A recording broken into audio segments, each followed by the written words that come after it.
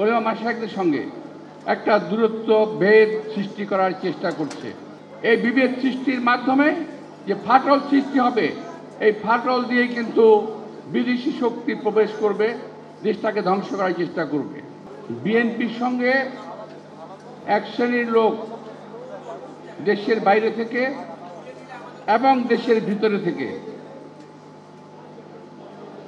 এই আলেম ওলামাদের সঙ্গে, ওলামা মাশায়েখদের সঙ্গে একটা দূরত্ব ভেদ সৃষ্টি করার চেষ্টা করছে। এটুকু শুধুমাত্র আপনারা খেয়াল রাখবেন যে এই বিভেদ কিন্তু বিএনপির সঙ্গে ওলামা মাশায়েখদের নয়। এই বিভেদ সৃষ্টির মাধ্যমে যে ফাটল সৃষ্টি হবে, এই ফাটল দিয়ে কিন্তু বিদেশি শক্তি প্রবেশ করবে, দেশটাকে ধ্বংস করার চেষ্টা করবে। আর এখন একটা নতুন স্লোগান বেরিয়েছে দেখলাম ইদানিং, আমি সেটা নিয়ে সমালোচনা করব না। আপনার সেই স্লোগান দুটির সম্বন্ধে একটু সাবধান থাকবেন। আজকে পত্রিকায় এসেছে, ওই স্লোগান দুটি দেখলাম, আমিও বুঝি না এর অর্থ কি।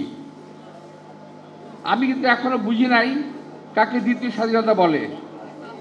আমি এখনো বুঝতে পারি নাই কি বলে দ্বিতীয় সেকেন্ড রিপাবলিক কি বলে, আমি বুঝি নাই। আপনারা বুঝেছেন কি জানি না।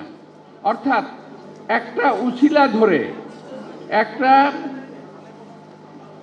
একটা বিশেষ উছিলা ধরে জাতির মধ্যে বিভেদ সৃষ্টি করার চেষ্টা চলছে। দয়া করে আপনারা খেয়াল রাখবেন। আর আপনাদের মতো এরকম একই রকম পোশাক পরা এক শ্রেণী ওটাকে পাতা দিয়ে যাচ্ছে। দয়া করে আপনারা ওই দিকটা একটু সামাল দেবেন। ইনশাল্লাহ দেশ, আমাদের নেতা তারেক রহমানের নেতৃত্বে এই বাংলাদেশকে আমরা এগিয়ে নিয়ে যাব সবাই মিলে ঐক্যবদ্ধভাবে।